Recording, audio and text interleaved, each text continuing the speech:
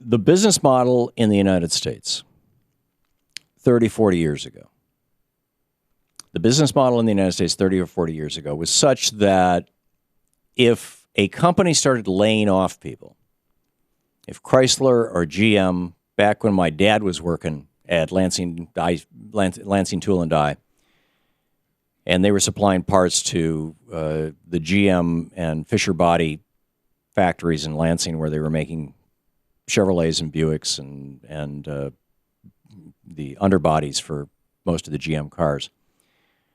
If they started laying off people, their stock price started going down. People worried about it. A company laying off people, that was a sign the business was bad.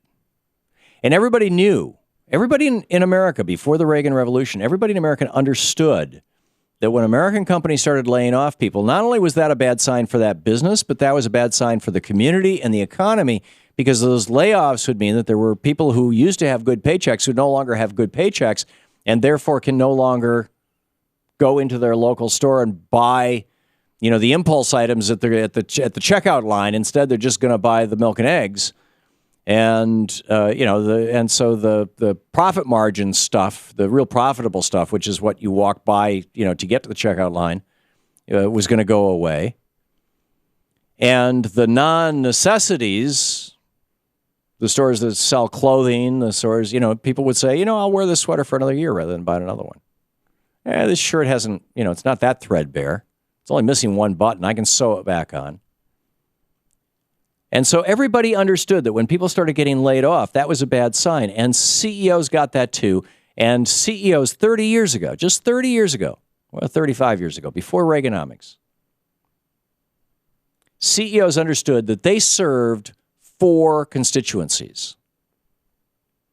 They served their stockholders. That was the least of the constituencies that they had to worry about. They only met with the stockholders once a year, and the stockholders really have very little influence over the CEO. They serve their employees. They're the captain of the ship, right? If you're a real captain of a real ship and you're not the last, and you don't go down when the ship goes down, you get prosecuted. Witness what's going on in South Korea right now. So they had an obligation to their employees. They have an obligation to their customers. We need to make a good product and serve our customers. And they had an obligation to their community.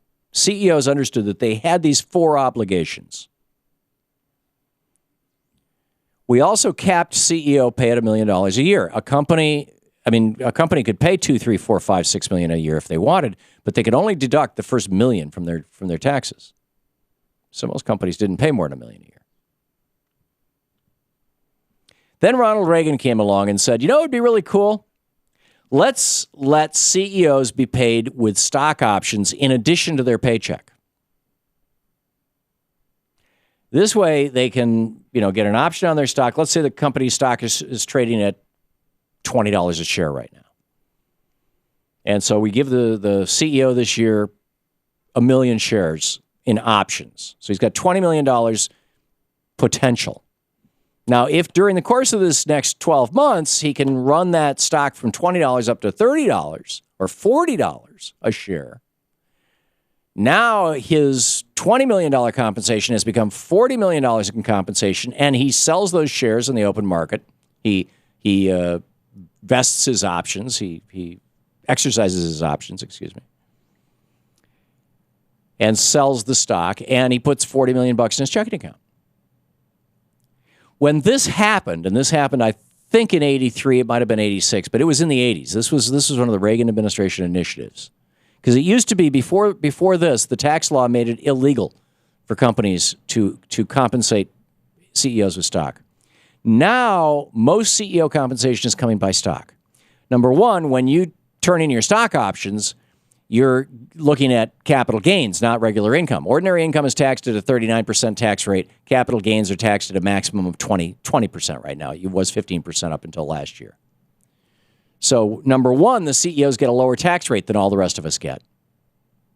And number two, they no longer have an incentive to be concerned about the customers, about the community, or about the employees. Their sole concern is the stockholders, the stock price. which stockholders love, Warren Buffett loves, but, most stock is held by the top 5%, top 10% of America. The bottom 80% of Americans have 7/10 of the stocks in the country. So what we have ended up with is the CEO job description now is please lay off people. Please cut costs. And so now when CEOs lay off people, the stock price goes up and their compensation goes up. So could it be that there's a very small pool of CEOs who are such sociopaths that they're fine destroying people's jobs? You're listening to the